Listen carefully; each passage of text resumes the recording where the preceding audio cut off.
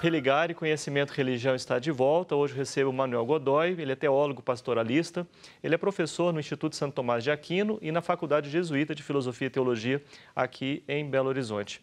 Quando a gente fala de Medellín, o ano da conferência, 1968, é um ano marcante, né, para a história do Ocidente. 68 é um ano, como diz o Zuenir Ventura, um grande jornalista do Rio de Janeiro, ele tem uma publicação fantástica.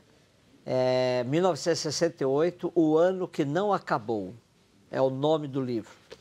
E, de fato, 68, na Europa, começa na França, o movimento dos jovens franceses, e por liberdade, por rejeição aos velhos mestres. Os jovens chegavam a entrar nas universidades para desbancar os mestres dando aula. Não queremos mais essa doutrina velha, antiga, mofada. Sabe quem que sofreu com 68? Cardeal Ratzinger, que dava aula em Tübingen, na Alemanha. Também passou por uma situação como essa? Passou por uma situação constrangedora, se decepcionou profundamente com os movimentos libertários e se refugiou em Regensburg, que era uma faculdade, comparada com Tübingen na Alemanha, de segunda, vamos dizer assim, embora seja fantástica também. Mas ele se refugiou.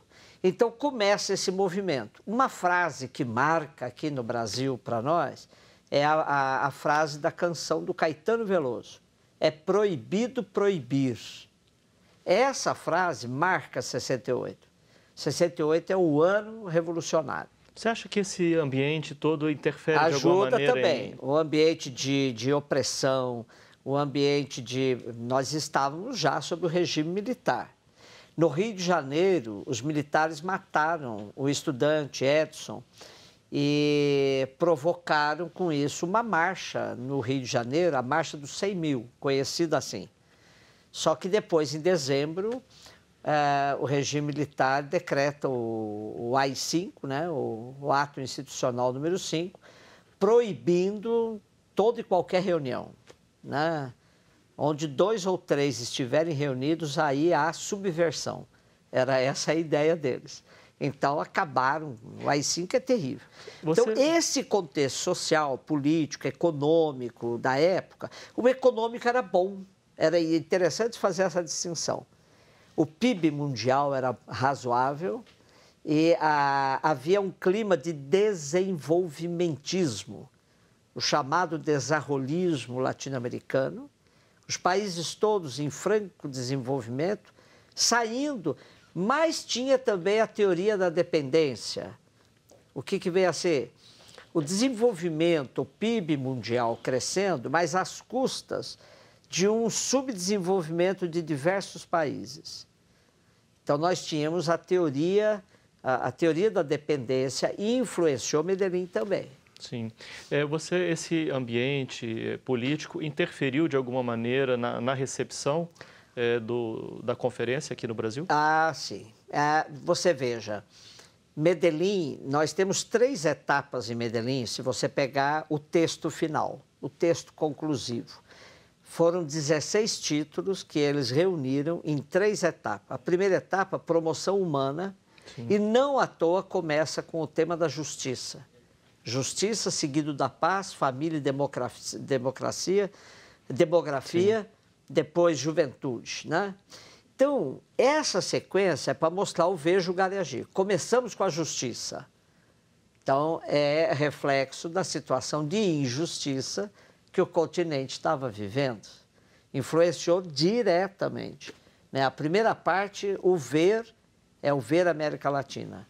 Então, e o que a gente vê? A gente vê clamores de justiça num país, num continente profundamente marcado pelo subdesenvolvimento, pelas injustiças, pela opressão. Tem um eixo também sobre a nova estrutura da igreja e um terceiro eixo da evangelização. O segundo, evangelização, sim, e o terceiro a sim, estrutura da igreja.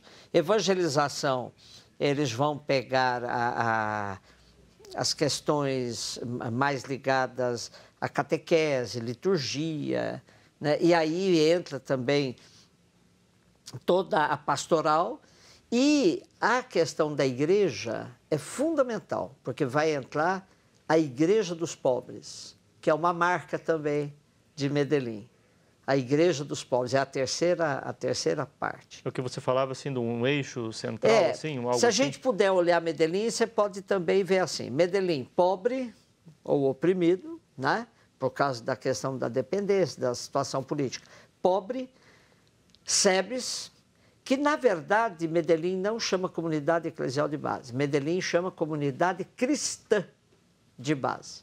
O eclesial já é de Puebla. Né? Medellín é comunidade cristã de base. E a teologia da libertação. Por que a teologia da libertação? Por causa do método que parte da realidade, e a teologia da libertação vai ser essa reflexão teológica a partir do contexto latino-americano. Então, pobre, Sebes e teologia da libertação são 3 eixos também da Conferência de Medellín. Poderíamos dizer que a teologia da libertação é a teologia que atravessa aí toda a conferência? Quer dizer, a conferência cria as condições para o desenvolvimento da teologia da libertação. Gustavo Gutiérrez já tinha feito uma grande palestra, um pouco antes de Medellín, que tinha esse enfoque. Mas a sistematização é posterior. É posterior. Mas está aí. É no espírito de... Já estava aí. De Medellín. E lembrando que Gutiérrez foi um dos peritos de Medellín.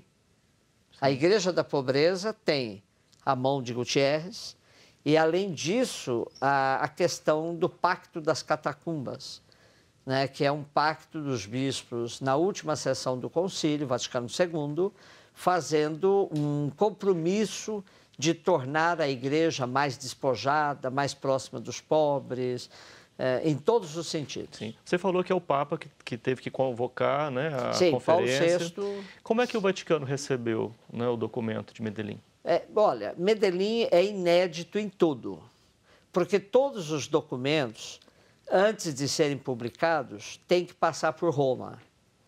E os dicastérios, as prefeituras romanas, né, no Vaticano, interferem muito, mexem no texto. Mas Medellín houve um caso assim bastante inédito. O texto aprovado lá em Medellín, o cardeal o legado papal que estava representando o Papa em Medellín, o cardeal Samoré, ele liga para o Paulo VI dizendo: Santo Padre, os bispos daqui estão querendo levar o texto para as suas dioceses. E Paulo VI teria perguntado, mas houve consenso? E aí o cardeal Samoré, sim, houve consenso, a votação bastante consensual. E teria dito Paulo VI, pois que levem. Então, o primeiro texto, né, mimeografado, o primeiro texto de Medellín, os bispos já saíram de lá com ele, uma cópia, Sim. cada qual para a sua igreja. São vários os eventos, né, que estão retomando o documento, as discussões de Medellín, eventos acadêmicos, eventos no campo pastoral, eclesial, publicações. Né? Eu tive a alegria, junto com um teólogo, um dos melhores teólogos atuais do Brasil, jovem, Francisco Aquino Júnior, que é um cearense. Junto com ele, eu tive a alegria de coordenar uma publicação, 50 anos de Medellín, e a gente reuniu vários nomes, pastoralistas, teólogos, como o Agenor Briguente, como César Kuzma, que é o atual presidente da Soter, o Taborda, que é o nosso liturgista, o Leonardo Boff, e assim por diante, o Mário de França Miranda, né? Grandes nomes a gente reuniu numa publicação que está aí.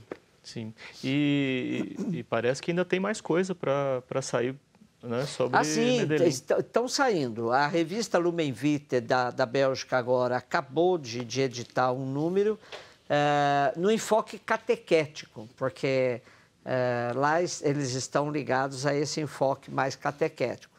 E nessa revista eu tenho a minha contribuição também. Sim.